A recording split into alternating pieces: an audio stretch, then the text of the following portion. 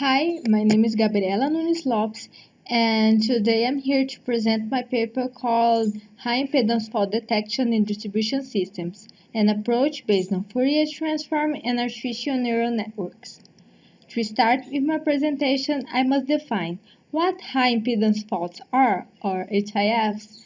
This type of fault is caused by the contact of an energized conductor and a high impedance surface. In this case, we are studying conductors of a medium voltage network, and the surface can be grass, cement, or even vegetation. The main problems caused by this type of faults are the electric arc, which is generated between the energized conductor and the surface, and it gives specific features to the current and voltage waveforms registered at the fault spot. It causes danger to living beings and it can ignite fires. The low fault current makes it difficult to be detected by traditional protection equipment, and there is no full solution for the detection or the location of this type of fault. So, the existing HIF detection techniques are based on the signal's nonlinearity, as they can be extracted from the signals using signal processing techniques, as we can here use Fourier transform. And then we have a decision method, which can be artificial neural networks. So the proposed HIF detection method combines the FT to extract the current low harmonic orders and a multilayer neural network perceptron to classify among HIFs and other power quality events. So the proposed method. First, we have the signal structure extraction, which we use fast Fourier transform with one cycle rectangular window sliding at each cycle. And then we calculate the fundamental and up to the fifth harmonic order. And our detection technique is based on the multilayer perceptron network, MLP, which we use because of its high efficient level when dealing with nonlinear problems. The ANN is composed of two hidden layers of neurons, and for a higher convergence, we use the atom optimization system to the proposed methodology. So, to perform our simulations and get our results, we must first acquire our signals data. The test system we used was the IEEE 34-node test system, which you can see here in the screen. And we performed the simulations using HPDraw software. The HIF signals were actual HIF current signals registered at a medium voltage network specifically built for this purpose. The test consisted of the conductor rupture and posterior contact with a high impedance surface, and the current signal were registered at the fault spot. So these current signals were inserted in the system nodes using a current source, as you can see here, and two switches. The switch S1 disconnects the conductors from the system, and the switch S2 connects the current source to the system. The tests with the other events were the capacitor bank switching, the linear load switching, the lateral branch switching, and the arc furnace energization, which makes the current features really look like the HIF ones. So our simulation stages were stage 1, the data acquisition, stage 2, noise adding to the current signals, which were with white Gaussian noise with a signal-to-noise ratio of 30, 40, and 50 dB. The stage 3 was feature extraction, which was using a fast Fourier transform. The stage 4 was the decision method, which you can see the simulation parameters in Table 1, and Table 2 shows the database, which was for the groups of no noise 30 dB, 40 dB, and 50 dB for each event we tested. And during our decision method stage, we performed the training and the testing of the artificial neural network. We did it using the Python programming language and the library scikit-learn, and the MLP will present the results in two cases. In case 1, it's a detection method, which points out if the occurrence is an HIF or not. So in case 2, it is more like a classifier of per-called events. The results of case 1, which the goal was to distinguish the HIFs from other events analyzed, were used 5 training groups at the no noise, the 30, the 40, the 50 dB groups, and the mix of the 25% of the samples used for training and 75% for the tests. And in table 3, you can see the case 1 results. As you can see, 100% of average accuracy for all the training groups except for the no noise. And in case 2, which the goal was to classify the power quality events occurring in the distribution systems, we used the 5 training groups, the same as we used in case 1, and the best result was table 4, which we achieved an average accuracy of 98.28% of detection using the 30 dB noise as the training group.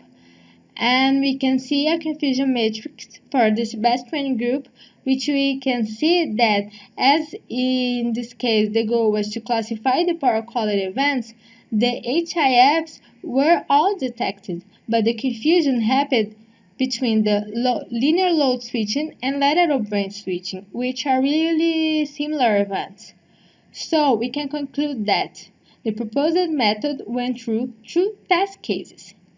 In the first test case, in which the main goal was identifying whether the occurrence is an HIF or not, the proposed technique showed a detection rate of 100%. The results also revealed the need to consider noisy samples on the training to expand the technique's real application. In case 2, in which the goal was to classify the power quality events, the method also proved to be efficient. So, the main advantages of this proposition are its high rates of correct classification, even when inserting the HIF in nodes far from the measurement spot, the wide range of non-HIF events that were tested to confirm the method's selectivity, and for future studies, the method can be applied in other test systems with topology variation. We would like to thank the authors of Federal University of Uberlândia, which you can see here in paper 1, for providing the HIF data. And we can thank also CAPES and FAPESP, which supported this research. Thank you. Any questions you can ask me in this address. Hello, my name is Luisa. I want to thank you, WCNPS, for the opportunity, and I'm going to present this paper whereupon the title is Analysis of Travel Waves Propagation Characteristics Considering Different Transmission Line EMPT Models. Travel wave-based functions are gaining more visibility among electrical power system agents, and as a consequence, it's important to understand and evaluate travel wave propagation patterns to enable improvements in laboratory tests. So to do this, it's important to identify the patterns between different model strategies and which one come closest to real-world data, considering frequency-dependent parameters and frequency-independent parameters, and also investigate earth-resistive effect on model wavefronts. When an abrupt voltage variation occurs at the fault point, voltage and current waves are generated and propagate through the line towards both terminals. Travel wave phenomenon can be explained by means of the pure fault circuit represented in this figure, in which Vf is the voltage before the fault, Zs is the line surge impedance, and RF the fault resistance, and finally VTW and ITW the voltage and current, TW's amplitude, and our respective equations shown in the slides. To analyze wavefronts and extract information from travel waves, you will use the DS filter, a filter that reproduces the fault-induced step change in the monitor signal into a triangular-shaped output. The DS filter has unit gain and extracts in a reliable way TW's polarity and amplitude information. The DS filter is embedded in actual time domain relays, and all configurations and characteristics can be found in the instruction manual. And the DS filter used here was modeled considering according to this paper, and is also used the Clark's model transformation to decouple the signal into aerial mode and ground mode, aerial mode being TW1 and TW2, also known as alpha and beta modes, and the ground mode is the TW0. Two models was simulated here, Bergeron and J. Marty, being the first one model consider parameters constant in Franken's, and J. Marty emulates Franken's dependence of the line parameters within a predefined spectrum.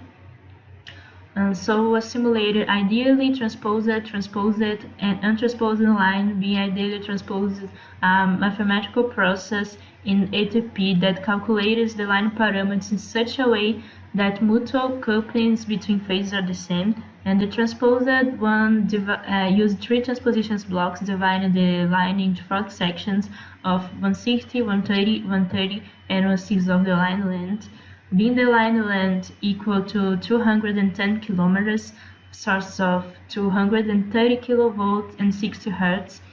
Also simulate a single phase to ground fault, AG fault, and the tower structure in conductors data is depicted in this figure. So first, analyzing J. Marty and Bergeron for a fault at 11.9% of the line length for the monitor terminal, and being the signal for J. Marty the continuous line and Bergeron the dashed ones, and it's concluded observing the figure and the table that J. Marty has higher propagation speed and higher initial amplitude than Bergeron for a fault closer to the monitor terminal, and it's also demonstrated that different exposition scheme can result in different travel wave propagation. And from this signal, two different analyses are realized. Now the first one observe a longer time window, and the second by decouple the signal to investigate why there is the second wavefront here only when Bergeron is applied. So the first analysis for a longer time window is concluded that travel waves from J. Marty model presents greater attenuation and dispersion than the Bergeron ones. And the second analysis decoupled the signal using Clark transformations. We can see that the second wavefront observing Bergeron signal corresponded to the ground mode here. And comparing the ground mode wavefronts from Bergeron model with those in J. Marty models, it is concluded that TW0s propagate much slower in Bergeron model than in J. Marty, results in relevant difference in phase transients. Now comparing the decoupled signal with a real-world data record, which refers also to a single-phase fault, it is concluded by visual inspection that J. Marty model reproduces more accurately the real-world transients, and this real-world record is reported in this paper. In these sections, earth resistivity values are varied, and simulated fault at 10 and 70% of the line length for Bergeron and J. Marty models, but now consider only the model domain. And for fault at 10% of the line length, this is the sign of 10 for J. Marty and the right one for Bergeron. So it's concluded that the earth resistive variation effects are more relevant in TW0 than in TW1, and also affect more the arrival times than the amplitude. And also we can see that the greater the resistive value, the greater is the TW0 delay, in which a low propagation speed is verified. For a fault at 70% of the line length is the sign for JMRT and the right one for the Bergeron. It's observed for JMRT overdamped travel waves, and JMRT also presents more attenuation dispersion as expected. And it's noticed that the resistive variation affects more aerial modes in JMRT than in Bergeron model, attesting that if uncertainty in resistive value exists, uncertainty in model wavefront's behavior can also take place. Aiming to validate the results obtained so far, the model travel wave propagation velocities are evaluated now over the frequency spectrum, and indeed, the fundamental frequency at 60 Hz. Ground mode propagation velocity is much lower than the aerial modes, which explain the reason that led Bergeron model to deviate so much from the TW0 results by using JMRT systems. And also TW1 and TW2 on this scale are superimposed, so in the next study it's used only TW1. Here we have the model velocity for TW1 component and TW0 component. Earth resistivity affect all model components, and nevertheless TW1 velocity is more affected at higher frequency component, whereas TW0 velocity is affecting the whole spectrum. And also it's possible to visualize that the velocity is higher for low resistivity. And finally, for the conclusions we have, it's JMRT model results in more critical TW's attenuation and dispersion. Different transposition schemes can result in different travel waves patterns.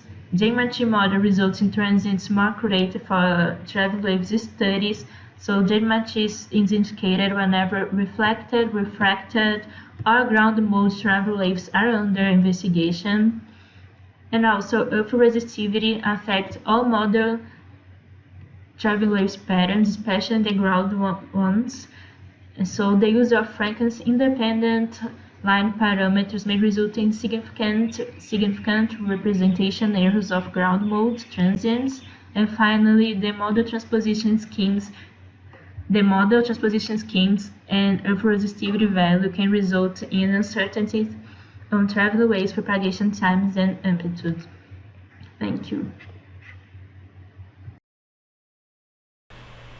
Hi everyone, my name is Amaury and I'm here to present this work titled Low Frequency Electromagnetic Coupling Between a Traction Line and an Underground Pipeline in a Multi-Layered Soil.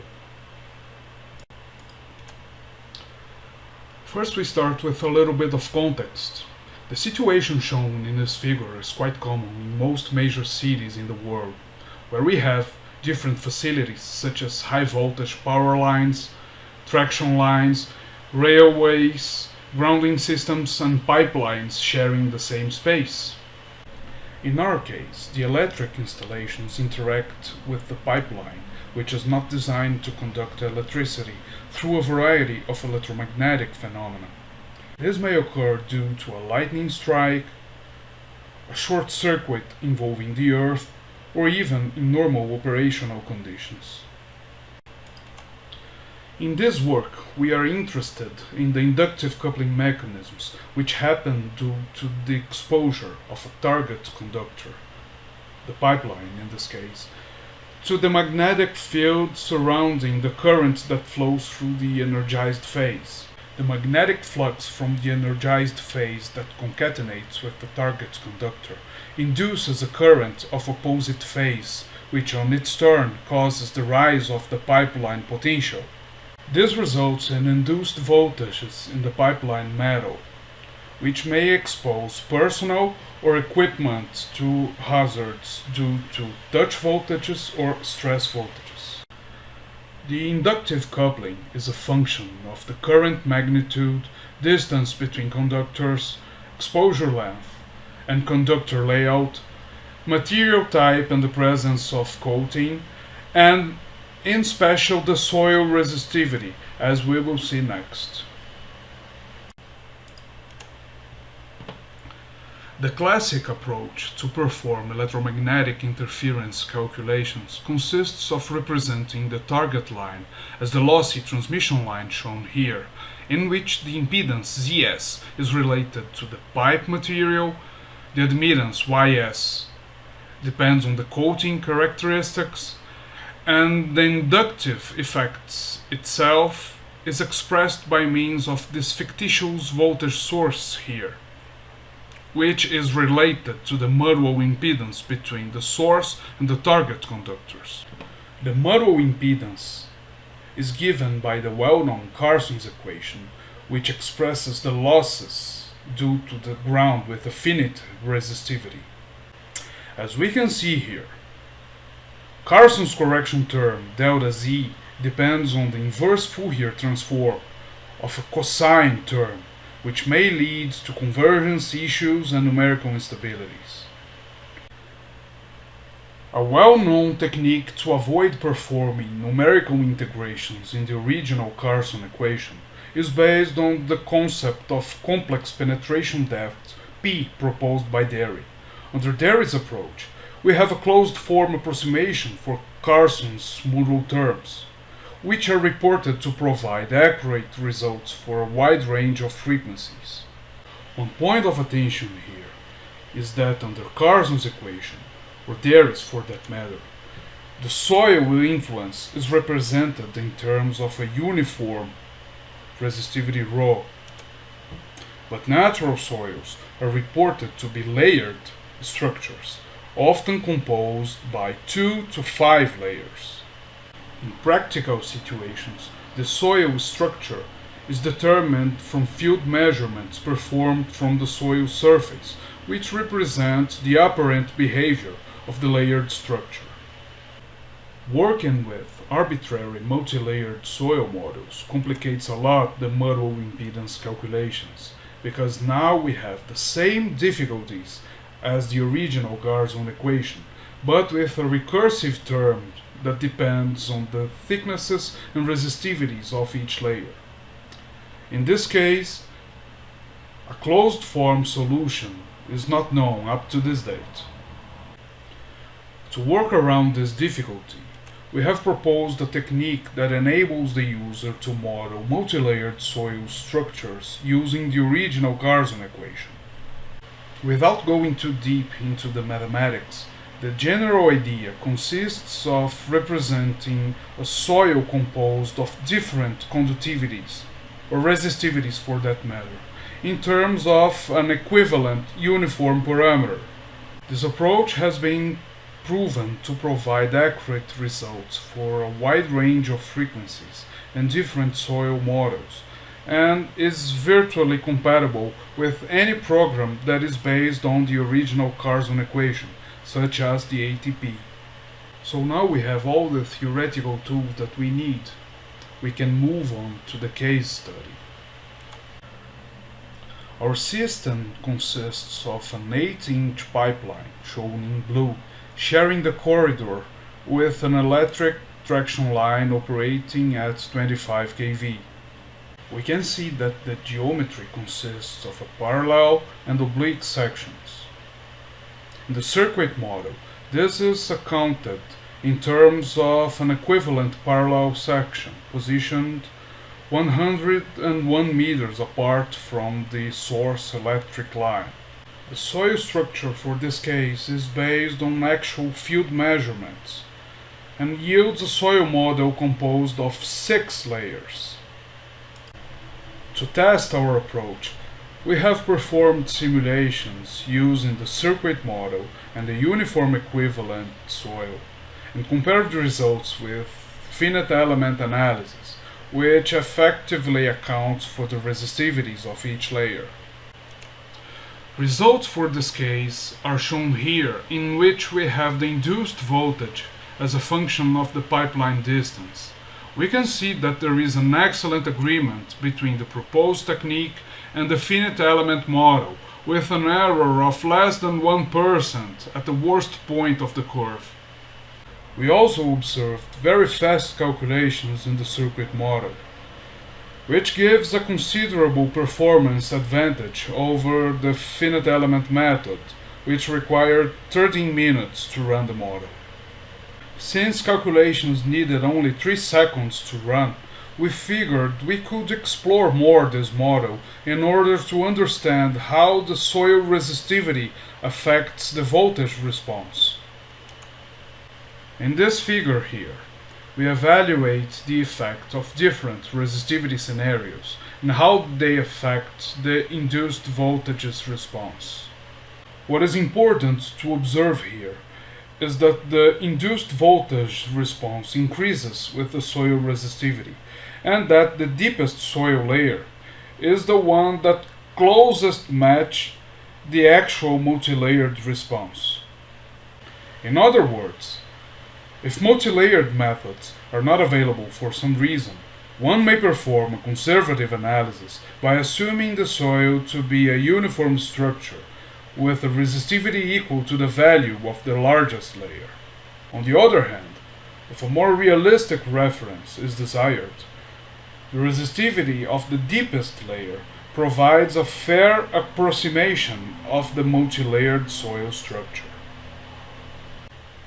So, in conclusions, we have that the proposed approach is viable and accurate, with errors of less than 1% if compared to the reference values.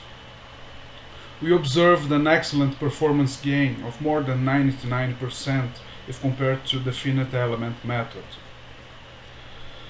We observed the prevailing effect of the deepest soil layer, and also that the induced voltages increase with the soil resistivity. This work opens space to a wide range of research possibilities, for instance, transient electromagnetic interferences, complex geometries, lightning protections, just to name a few. So that's it for today. Thank you.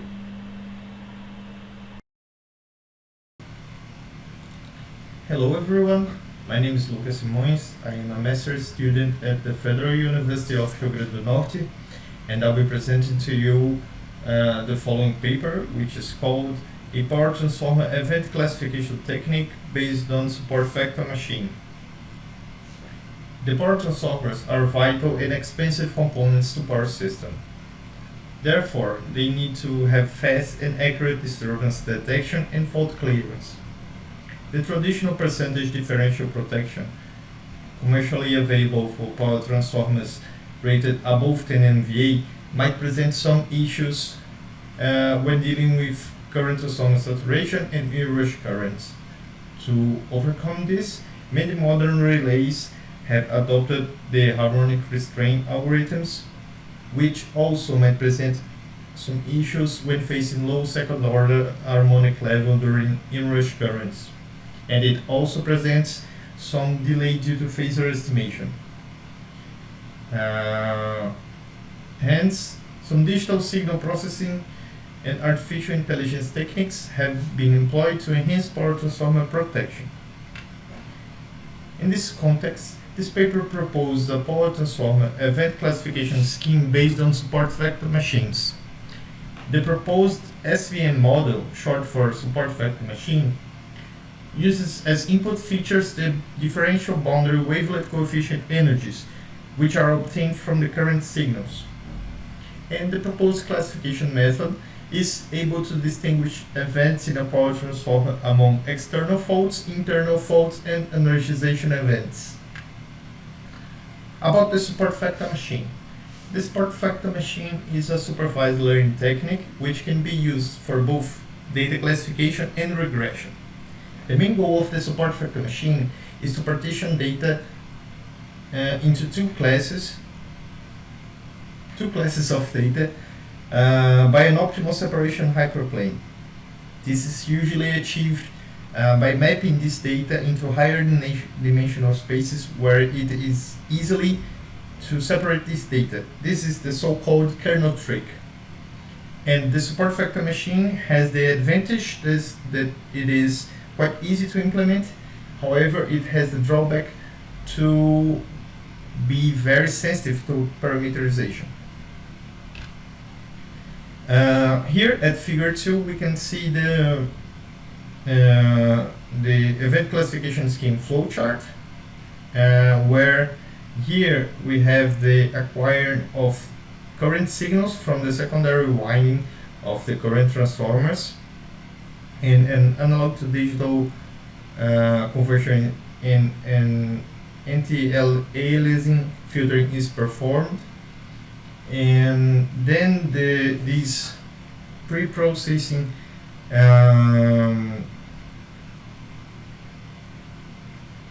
computations are performed from blocks 2 to 5 in order to obtain the boundary differential wavelet coefficients energies,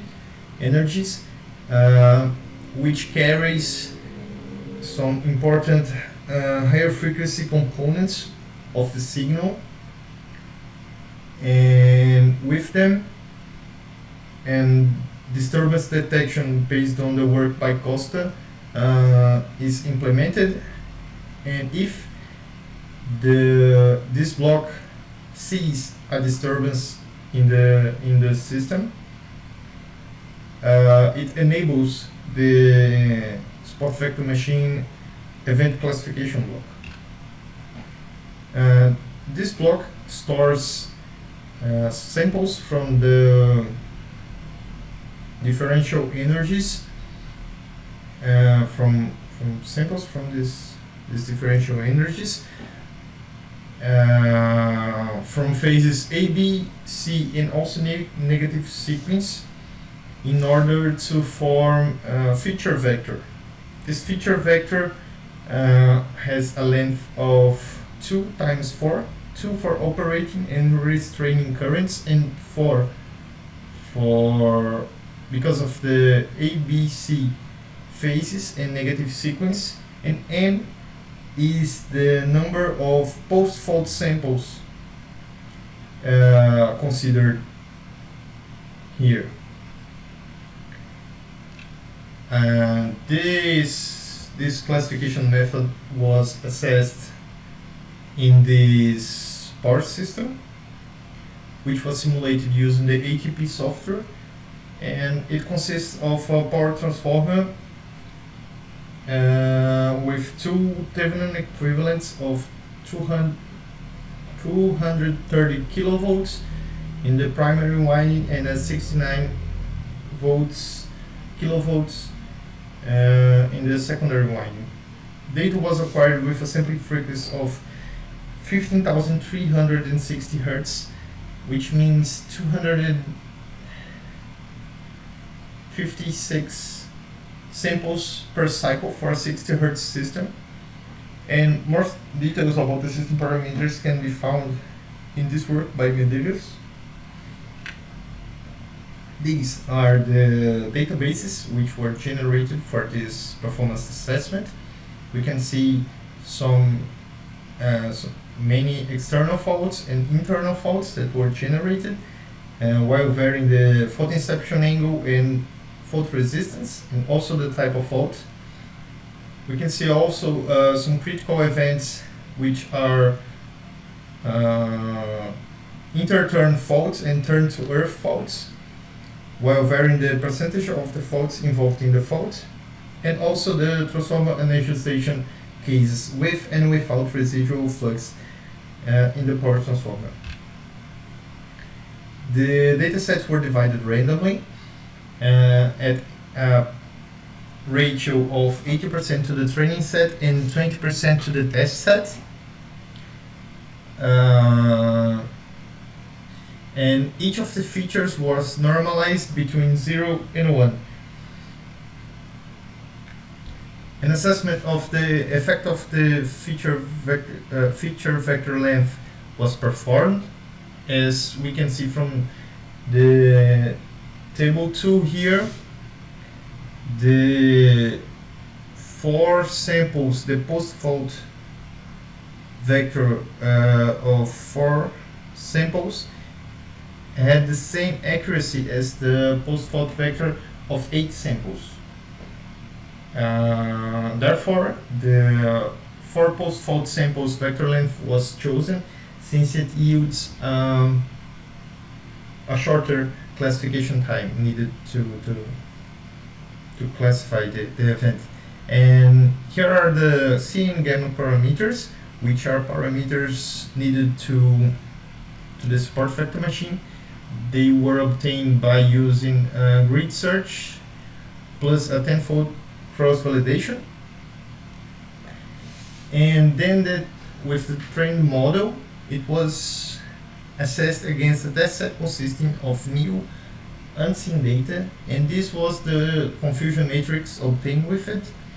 We can see here at the green boxes were the correctly classified cases, and at the red boxes are the wrongly classified cases. This shows us that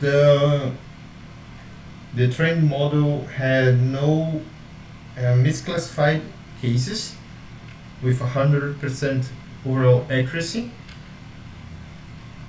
And as some conclusions in future works, we can see that the proposed data-driven event classification method was tested against a set of 598 cases with various fault parameters, and 100% overall accuracy was achieved with a classification time of approximately 260 microseconds. And such a high accuracy brings the possibility to explore more challenging events, such as evolving faults and also faults during current transformer saturation. Likewise, the simplicity of the support vector machine algorithm makes it feasible to embed it in the DSP or another hardware running in real time. These are the references cited in this presentation. I would like to thank you for your attention, and here is my email. If you would like to address me some questions, I'll be more than thankful for it. Thank you very much. Hello everyone, my name is Jonas. I'm a PhD student from the University of São Paulo, São Carlos, and today I'm going to present the paper Management of an Electrical Storage System for Joint Energy Arbitration and Improvement of Voltage Profile. In the context of renewable energy sources represent a significant part of the world energy matrix, energy storage systems can provide ancillary services for the grid, providing conditions for greater participation of such sources in electric power systems. Storage systems have a high cost, which is one of the main concerns of the utilities company in their utilization. Due to its financial characteristic, energy arbitrage can help in reducing the time to obtain financial return. And also, with the improvement of the voltage profile, could increase the power quality indexes. Keeping that in mind, we propose a multi-objective tool that aims to maximize energy arbitration and improve the daily voltage profile of the distribution network. To build our model, use the widely used 33-bus feeder test network with a base voltage of 12.66 kV, a maximum load of 3.715 MW and 2.3 MVAR, a substation at 1.015 pu. The model used was the OpenDSS from the storage system with 1 MW per 1 MWh, efficiency of charge and discharge will equal to 95%, a minimum stage of charge with 315 kWh, and maximum stage of charge with 1 MWh, with the energy storage system located at the bus 18. The market data used was the MISO market, a huge market from energy market from the United States that has day-ahead market prices and real-time market prices. Also, it take from them the load curve, and the node used to take the prices and the load curve was the Alta Fair Street.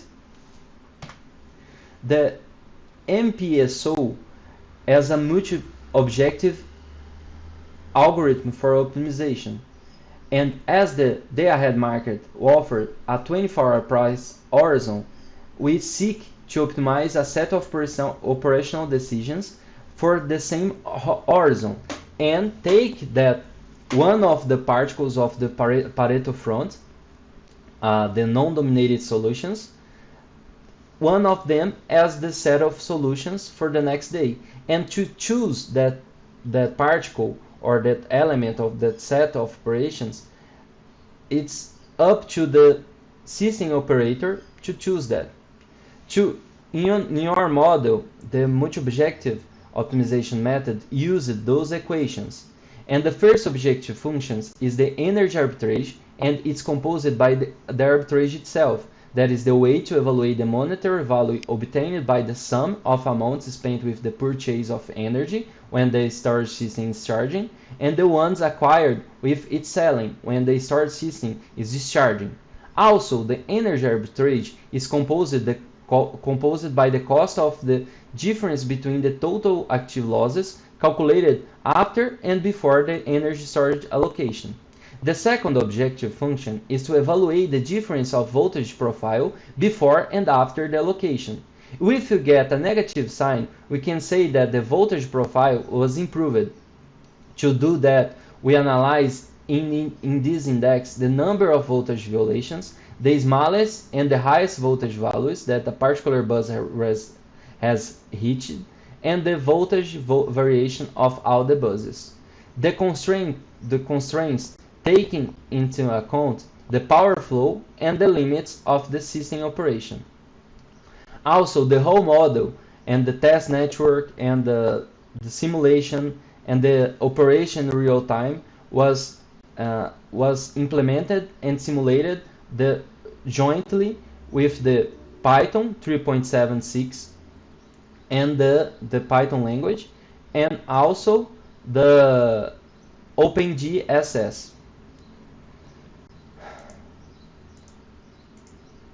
So, an approach that so the multi-objective parameters was that ones we took from the several papers on this basis. So, and the simulation results from the period over here are the results from the whole year of 2003.